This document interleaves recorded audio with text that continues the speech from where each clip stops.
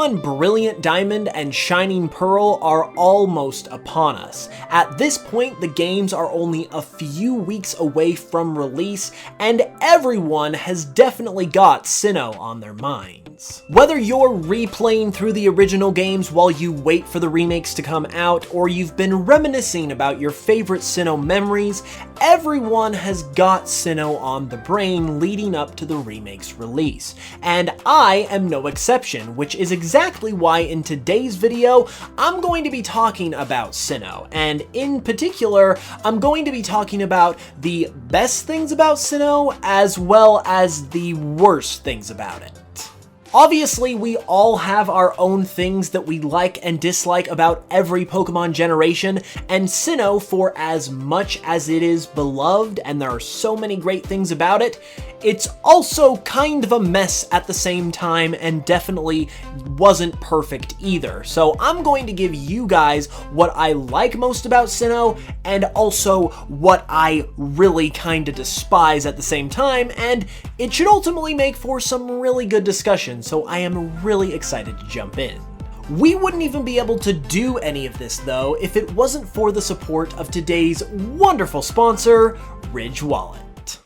So I've talked to you guys one or two times before about the Ridge Wallet because very thankfully they've been a very awesome supporter of the channel, but also the wallets are just freaking awesome, so I am happy to talk about them every chance I get. I use one of these every single day myself to carry around my cards and my cash, and I've been doing so for a while, and guys, it's easily the best wallet that I've ever used. It's just really that simple. I can give you my personal seal of approval that it's just that good.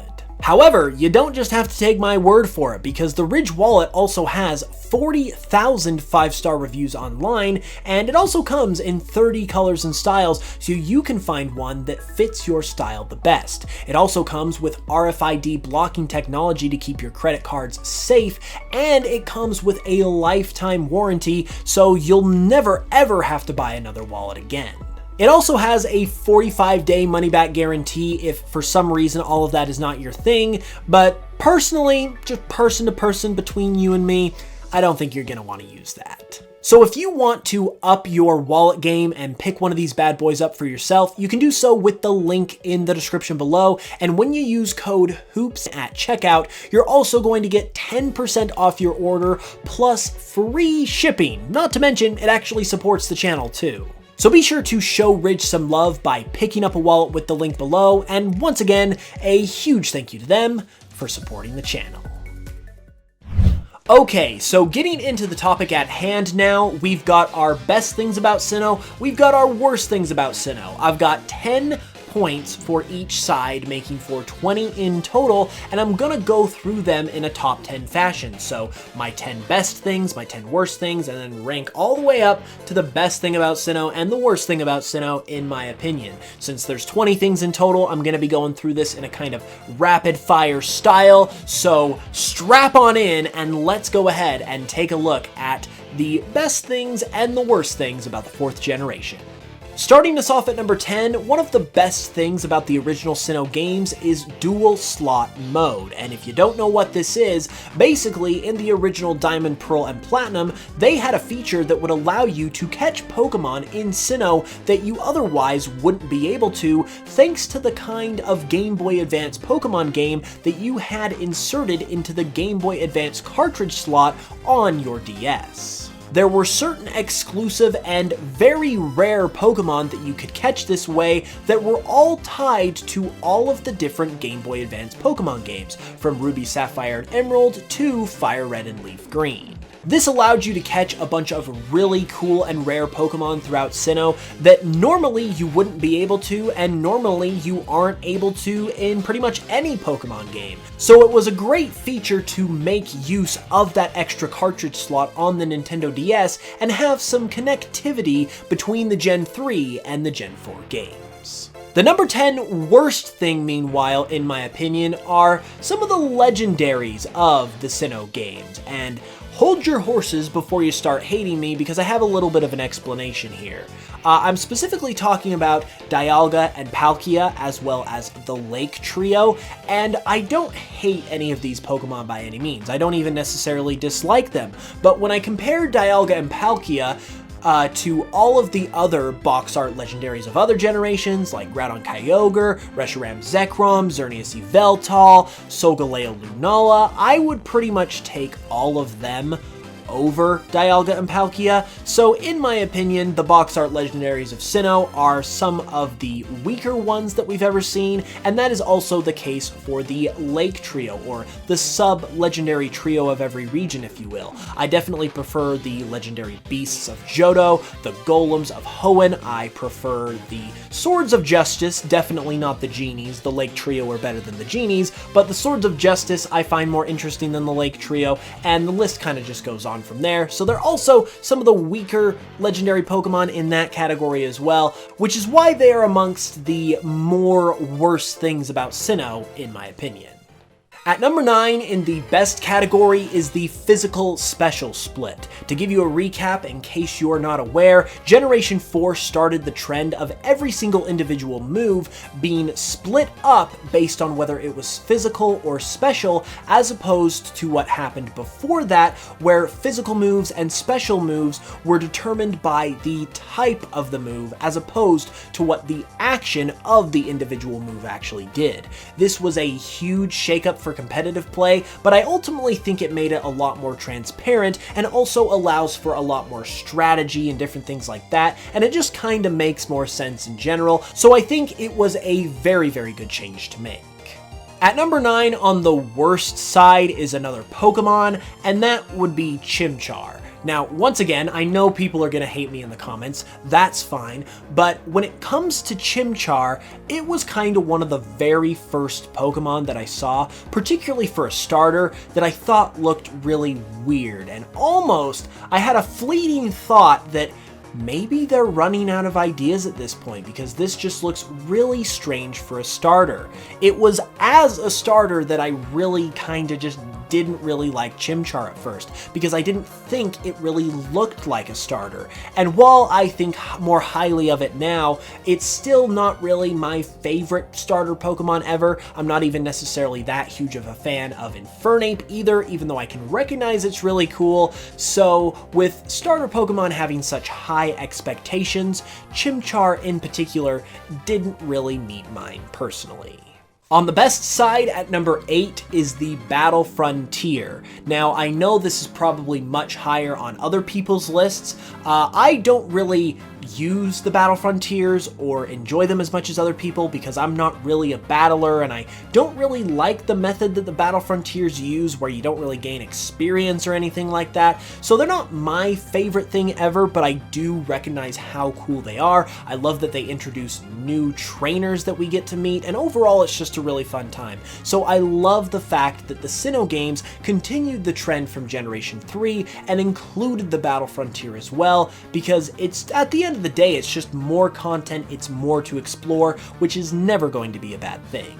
At number 8 on the worst side is the pacing and the gym leader progression of Diamond and Pearl in particular. This was basically fixed in Pokemon Platinum, which is why Platinum is such a good game, but the original Diamond and Pearl, and this is kind of the first point that illustrates this, were kind of a mess. They actually were a literal mess. And one of the reasons why was the pacing of the game.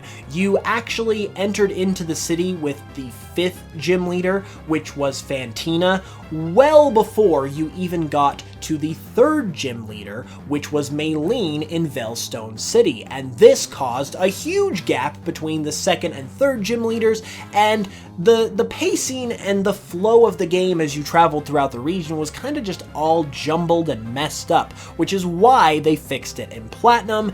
And so yeah, even though it's not really a game breaker, it is kind of one of the not as good things about these games. At number 7 in the best category is the music. Now, music in every Pokemon game is absolutely fire, so you would kind of expect this on any list for any Pokemon game, but with Diamond and Pearl and all the Sinnoh games in particular, they have some of the top tracks ever. In fact, these games have my favorite Pokemon piece of music of all time, which is the introduction theme, or the Professor Rowan's lab theme, if you want to call it that.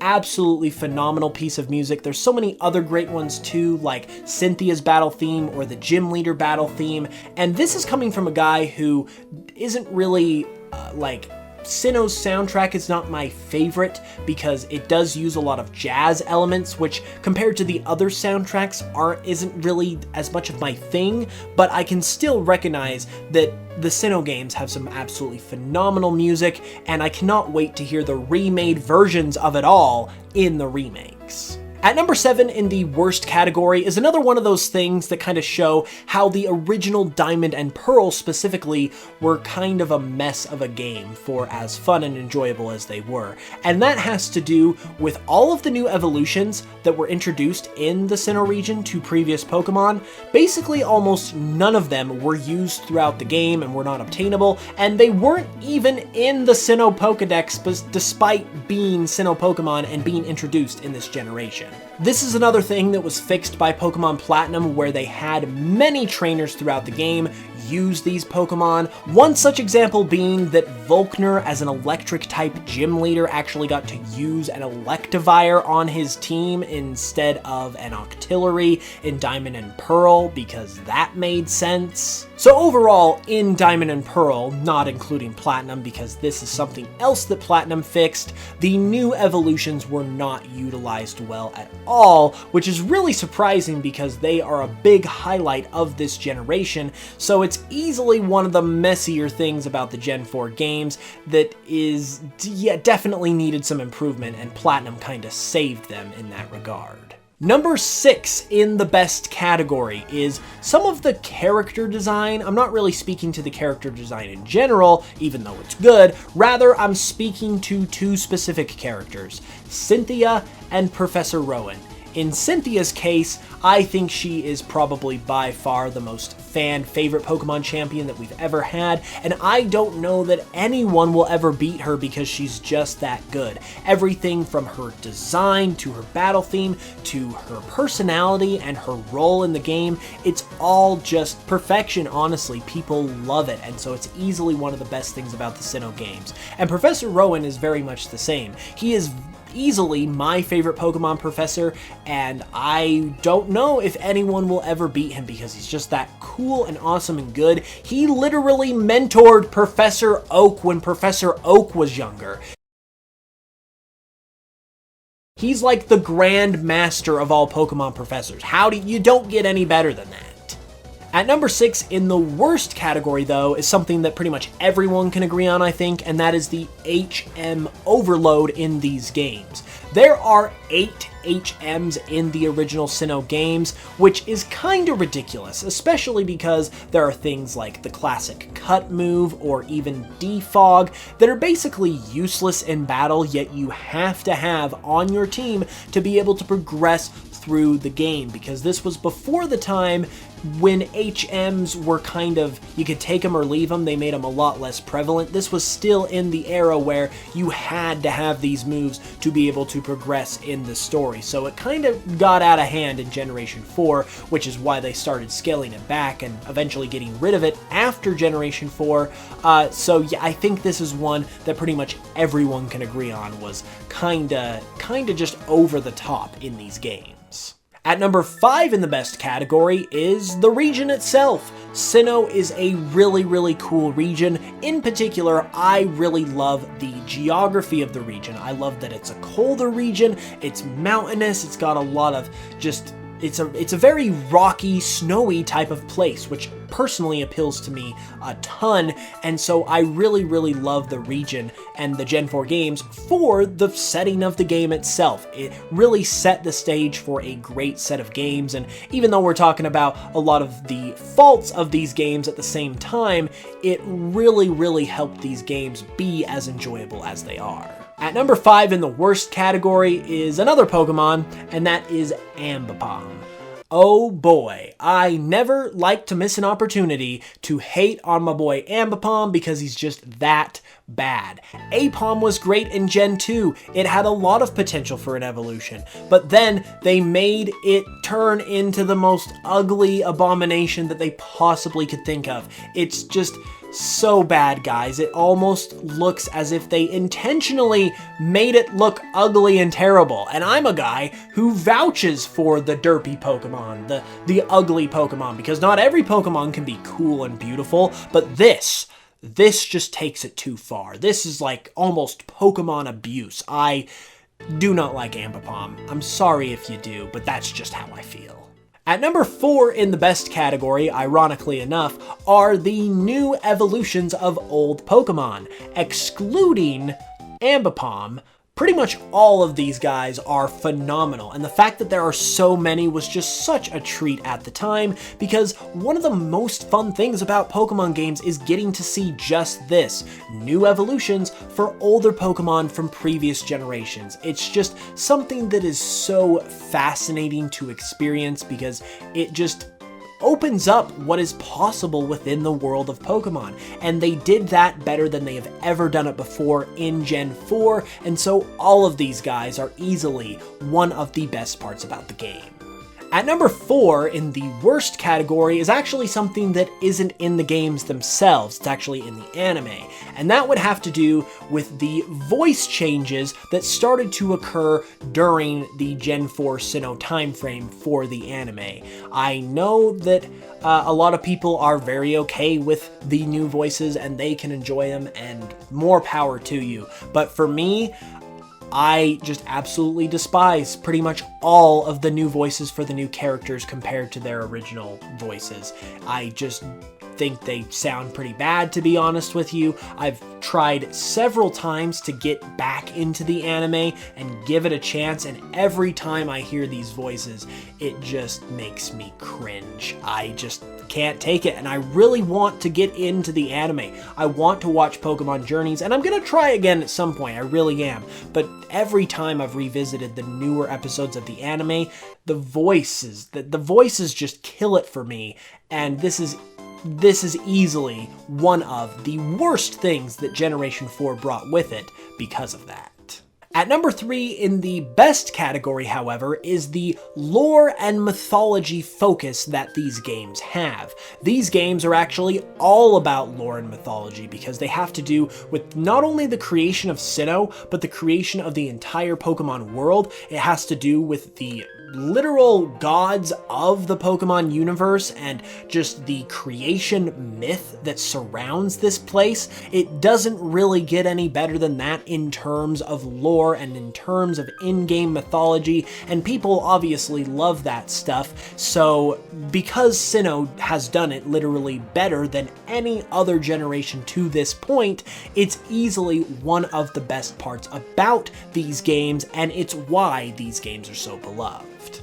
In the worst category is a pretty classic one, and that would be the lack of fire types. It's no secret that the original Diamond and Pearl had an exorbitant amount, or actually the exact opposite of exorbitant, because absorbent is a lot, so it's basically like anti-exorbitant because there was literally no fire types in this game. If you wanted a fire type, you either had to have Chimchar as your starter Pokemon or catch a Ponyta, because those were literally the only two fire types that existed in the entire game, because at this point you couldn't access Magmortar because it was locked behind the national dex for some reason, even though it's a Sinnoh Pokemon, and there were literally no other fire types to be seen anywhere until Pokemon Platinum fixed this. So basically what we have come away with today is that if Pokemon Platinum never existed, Generation 4 would probably be the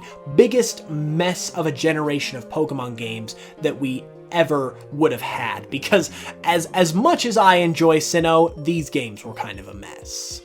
At number 2 in the best category, kind of ironically, is the Pokedex in general for the Sinnoh region. I mentioned a couple times earlier in this video how some of Sinnoh's Pokemon were in the worst category for me, but by and large, Sinnoh's Pokedex is phenomenal. You have everything from great starter Pokemon, even when considering Infernape, to great Mythicals, to great pseudo-legendaries, and even some pretty dang good legendary Pokemon, even though they're not my favorite. And sprinkled all throughout that are top-notch Pokemon, just in every nook and cranny. There are very few Sinnoh Pokemon, Ambipom is pretty much the only one for me, that are actually legitimately bad. They are all pretty dang good, if not fantastic, which pretty much can make or break a Pokemon game, and in Sinnoh's case, it definitely makes it. Number 2 in the worst category is the cutting of the Azure Flute event. You've probably heard this before because we're getting to the big stuff at this point, but originally there was going to be an event in the Sinnoh games where you got to catch and encounter Arceus through the use of an item known as the Azure Flute. It would be used to call Arceus and gain access to the Hall of Origin at the Spear Pillar, but it was completely scrapped from the games and never distributed because according to Junichi Masuda, the event was too complicated, which is literally a lie because this item can be hacked into the game and it literally just amounts to going to the Spear Pillar and using the flute and you get access to Arceus at that point. It's literally the simplest thing ever. So I don't know what their real reasoning was for not wanting to distribute this, but it was literally one of the worst things they ever did in this generation and have ever done in general because it would have been amazing, so it's a darn shame that it actually happened. And by contrast, the number 1 best thing about the original Sinnoh games and kind of Gen 4 in general is the mythical Pokemon events. The mythical Pokemon events, and particularly the ones in Generation 4, are just so fascinating and add to the allure of a Pokemon game almost like nothing else. And Generation 4 did these and were more prominent with these than any other Pokemon game to this point. You obviously had the Darkrai event, you would have had the Arceus event, but then you still had other things like the Shaman event, you had the Manaphy egg, you had so many cool little events like this that added to the lore of the region. It allowed you to sort of seek out these secret Pokemon and really feel like you were uncovering something brand new and just really just captured you as a player and really made the games so fascinating to where you were just dying to find the next new thing. It was so good. It's one of the best things about Pokemon in general, and because Gen 4 did it better than any other generation has to this point, that is why it is my number 1 best thing about the Sinnoh games, because it's one of the best things about Pokemon in general, and it really needs to return to form with the way that Gen 4 did it, because they really set the blueprint. So hopefully with the remakes, we'll return to that, and then we'll keep that going moving forward. And now that we've covered all of the best things about the game, it's time to cover the number 1 worst thing about the original Gen 4 games, in my opinion. And that would be none other than the slowness of Diamond and Pearl specifically. All of the other things I have mentioned on this list are either kind of inconsequential, even though they're on this side of the list, to yeah, I don't like them, but I can deal with them and they don't really kill my enjoyment of the game. But when I think about the slowness that the original Diamond and Pearl had in terms of just how fast they moved, it literally makes me not want to play those games again and revisit them because I just cannot stand the thought of enduring the slowness of those games. If you have not experienced it for yourself, I really do not recommend it because it literally, I think about playing Sinnoh again, I'm like, yeah, I like Sinnoh, and then I think about how slow Diamond and Pearl are, and I'm like, yeah, I don't think I want to do that again. This is yet another thing that was fixed in Pokemon Platinum, which is why I said before, Platinum is the saving grace of this entire generation, because if Platinum hadn't existed and it was just Diamond and Pearl, and that's what we got for Gen 4, I think Gen 4, realistically speaking, would probably be one of, if not the worst Pokemon generation of all time, because the games are kind of a mess. I love them as much as anyone else, but they really truly are. And for being something that literally deters me from revisiting those games ever again, I mean, I'll probably play them sometime, but it deters me from playing those games, and for that reason, it's gotta be the worst thing about the Sinnoh games. And there you have it, everybody. Those were the best and the worst things about Sinnoh, in my opinion. I know you guys are probably going to have some opinions of your own, so be sure to leave them in the comments below. And if you enjoyed the video, be sure to leave a like and subscribe, because it really helps out the channel. With that being said, I will be back very soon with another one. So until then, as always, thank you again for watching. I love you very much, and I will smell you guys later.